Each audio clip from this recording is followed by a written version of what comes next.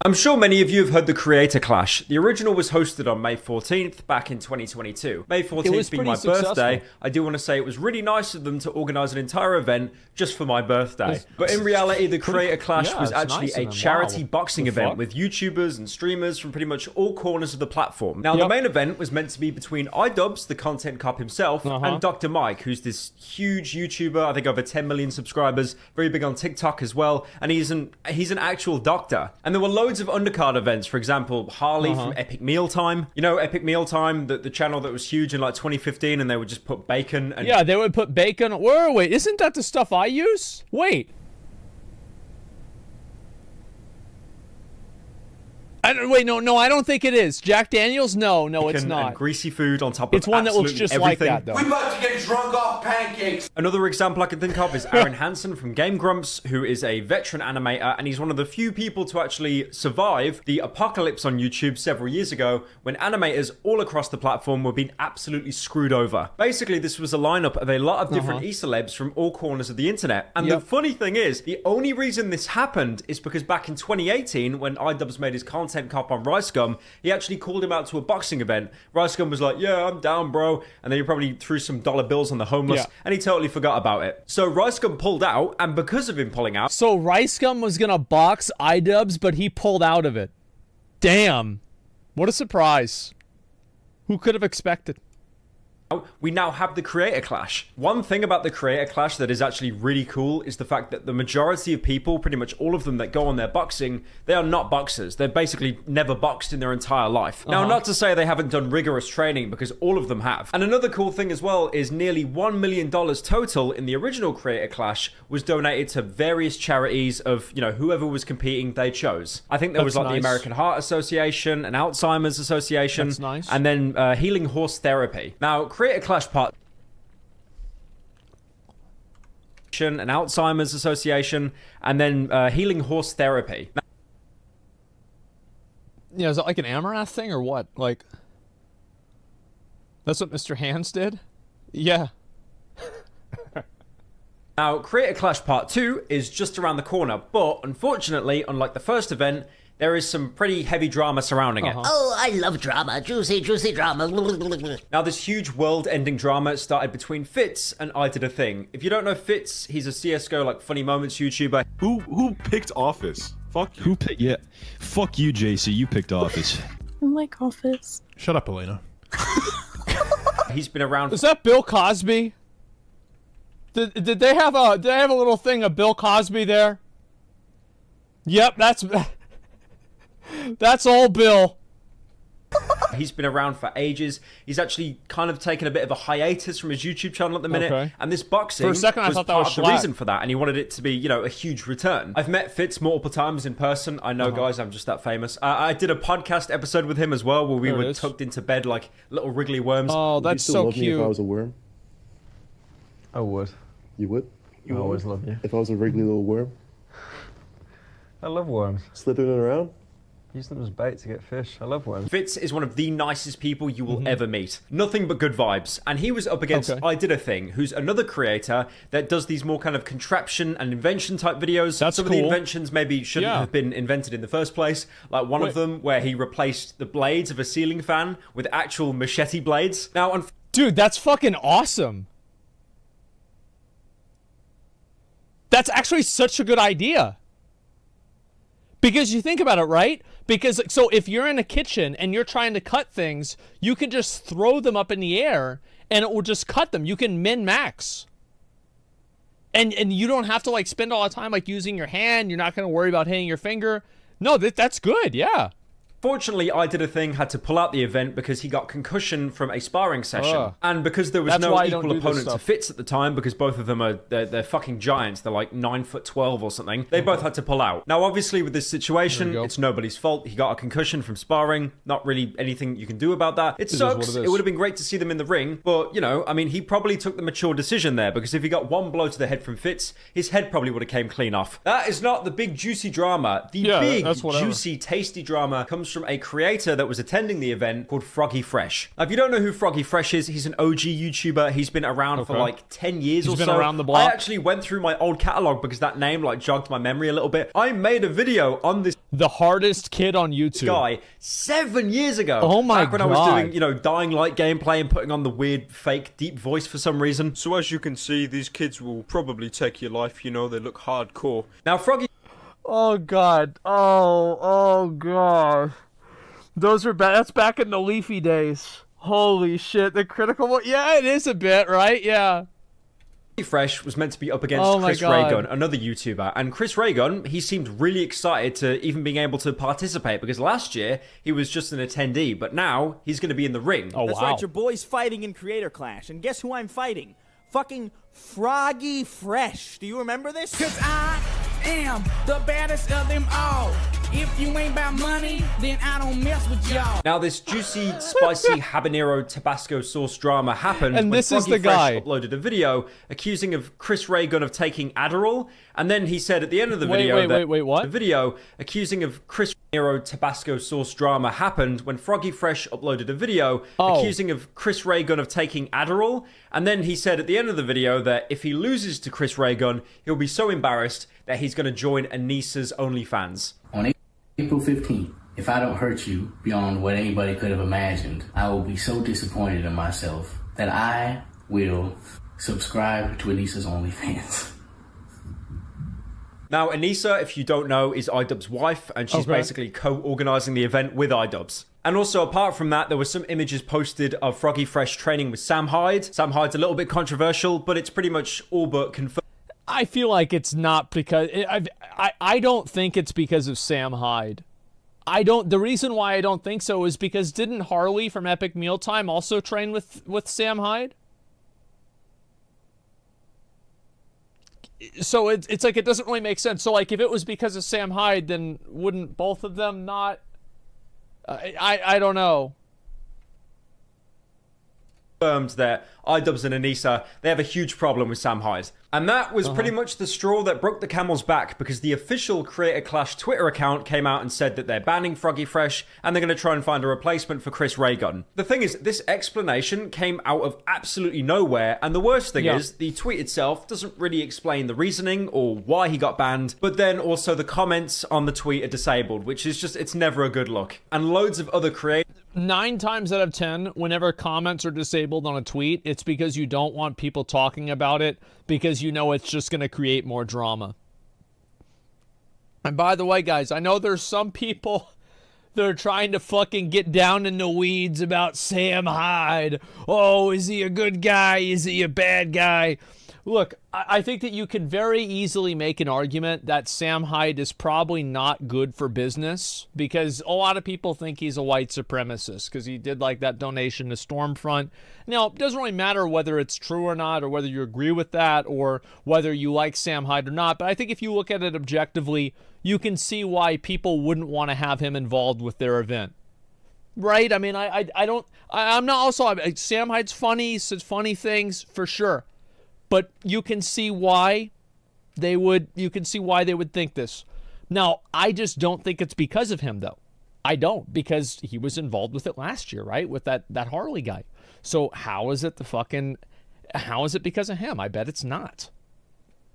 Creators came out to basically say, this kind of sucks. Even Critical, you know, the guy that copies all of my videos, he came out as well just to say that it's really disappointing that he's being banned over like a bad taste Twitter joke. Keep in mind as well, I would say that there's a chance that he could have been, like, it could have been something that happened behind the scenes, or it could have been something that the public doesn't know about. However, being able, like, whenever something like that publicly happens, and then the reason why a person gets removed is because of another reason, it seems like it's very bad messaging to just come out and say, hey, we're removing this person, and not give people a reason. Because if you don't give people a reason, they're going to assume that it's because of the public thing that everybody assumes. critical, he is going to be an announcer at the Creator Clash event. He is attending. And then eventually the Creator Clash Twitter account came out with a more lengthy statement, you know, more than just Froggy Fresh is banned, lol. The thing is, as long as this statement seems to be, it still doesn't explain any specifics as to why he was banned. They basically just go on to say there was a code of conduct, and that code of conduct Froggy Fresh broke, and also he might be a danger to like other fighters or fans. And also I will say, however, like, and this is like such a nuanced thing, because whenever I see UFC fight like promo pictures and like promo videos, it's always about guys talking about how much they're gonna beat the shit out of each other and all that, like, oh, I'm gonna rearrange your fucking face, I'm gonna beat the shit out of you, you're not gonna walk out of that ring, right? There's always that kind of stuff. But I can see how, as a amateur fighting thing, him going into it saying that what he wants to do is he wants to cause as much damage to him as possible. I do think that if that's really the way you're coming into a fight like this, that's kind of unsafe and not really something that I would want to be a part of. It's just weird because it's amateur fighting. It's for entertainment. If you're going in there, like, it's for charity, right? Like, you're going in there with the purpose to actually cause bodily harm to somebody. It's a fight. It's not a fight. It's a boxing match. That's the point that I'm making. So it's literally trash talk. And that's what I'm saying, right? So it's like, is it the same thing because it's an amateur fight? I think that it probably is. However, I can see why it would make certain people uncomfortable. Yeah, it's I'll take. Well, there are people that are, it's entertainment. Yeah, but you can see, like, hopefully you guys can see where I'm coming from, that type of language and that type of energy hits a lot different whenever it's an amateur fight for charity versus a professional fight that's supposed to be a test of real skill. Like, I think it hits very different. They tried to reach out to Froggy Fresh to kind of correct this path he'd taken, like he's joining, you know, the dark side of the Sith, but he wouldn't budge. But they do finish off the statement by saying they are still going to give money to Froggy Fresh's chosen charities. For example, the Kids Cancer Foundation and the Nicholas Children's Hospital, both equaling to 100K. The funny thing is, though, if you go on this tweet, the top reply is actually Froggy Fresh himself saying, "Who tried to reach out to me several times, and what are the several violations?" Now, there have been many game theories floating around as to why he was banned. The problem is with the statement itself, it doesn't give specifics or examples, so this leads the internet to kind of theorize, and they usually conclude with the worst thing possible. So Absolutely. That's always what happens, is because if you don't explain things, people don't like not knowing. So what do they do whenever they don't know? Well, they just make up. They make it up. They fill in the gaps. So it's not like they're going to sit down and accept that, oh, well, guess what? You know, I guess we just don't know what's going on. They're going to speculate. They're going to guess on what happens.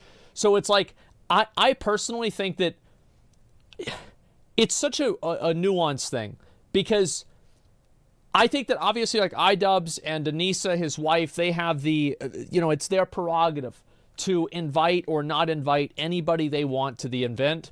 And if they feel like they were disrespected, I think it's also their prerogative to remove people from the event if they're disrespecting her, right? Like, I feel like, yeah, it's like some guy disrespects your wife and you kick him out of your event. I think that, honestly, if you did that to Dana White's wife, that's probably what would happen, is you might get kicked out of the UFC. I could easily fucking see that happen.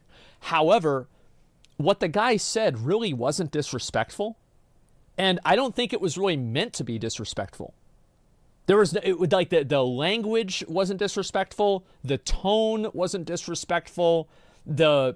Like, nothing about it was really bad. So it's very confusing to me that this would be the reason why he'd get removed. You see what I'm saying? Yeah, it doesn't make sense, man. You should see all his tweets. Oh yeah, I'm sure there's probably more to it.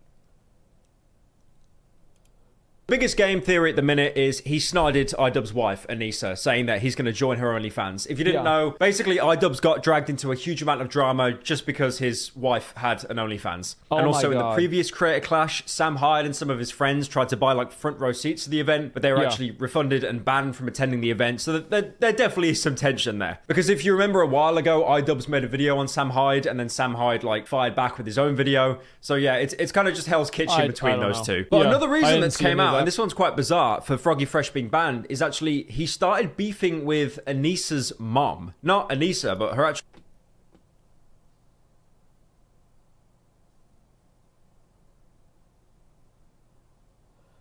I'm telling you guys, YouTube drama is so much better than Twitch drama.